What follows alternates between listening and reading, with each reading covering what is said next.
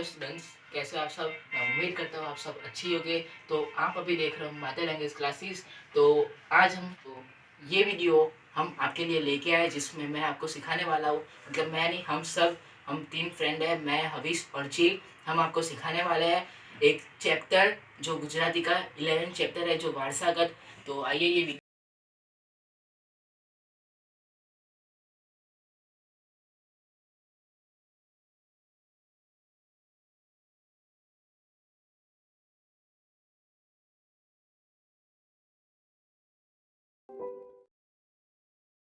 तो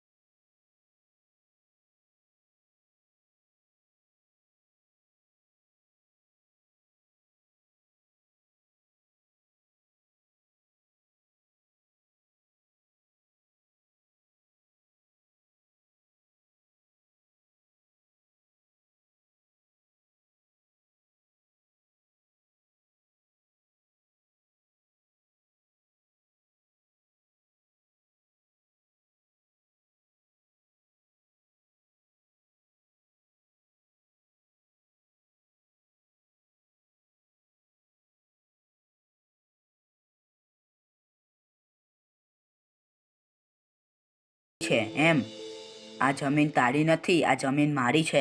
તારી પાસે કોઈ લખાણ છે? જે રામશંકરની બોલ છે એ જ મારા માટે ભગવાનની બોલ છે. એમ ન ચાલે. તું શું સમજ્યો? લે આ દસ્તાવેજ અને સહી કર. મોહનના આ શબ્દોથી મગનને પગ નીચેની જમીન સરી જતી લાગી. એટલે કે મોહન જે શબ્દ બોલ્યો, જે દસ્તાવેજ આપ્યો, આ જોઈને મગનને સદમો લાગ્યો. એના નીચેની જમીન સરી જતી લાગી. દોસ્ત સમી જમીન, જમીન દોસ્ત થતી લાગી. એટલે એને એવું લાગ્યું કે એની જે ફ્રેન્ડ હતો, જે એનો ખાસ દોસ્ત હતો, તે જમીન એની પાસેથી જતી રહે છે. મગનને ધ્રુજતા હાથે સહી કરી. સહી ધ્રુજતા હાથે થઈ. મોહને કાગળો આંચકી લીધા અને સ્વજ્જનો અટક હાસ્ય કરી રહ્યા. એટલે કે મોહન જ્યારે મગને સહી કરી તે પછી મોહને કાગળો લઈ લીધા અને પછી સ્વજનો હસ્યા કરતા હતા. મોહન બોલી ઉઠ્યો, હવે કામ પૂરું. હવે તારી પાસે કોઈ સાબિતી નહીં માગે. મૂરખ, આજથી આ જમીન કાયદેસર તારી થઈ ગઈ. તે સાચવ આ તારો દસ્તાવેજ. સ્તબ્ધ સ્વજનોએ પ્રશ્નસૂચક નજર માંડી. એટલે મોહને હડસેલતા કહ્યું કે હું રામશંકરનો દીકરો છું.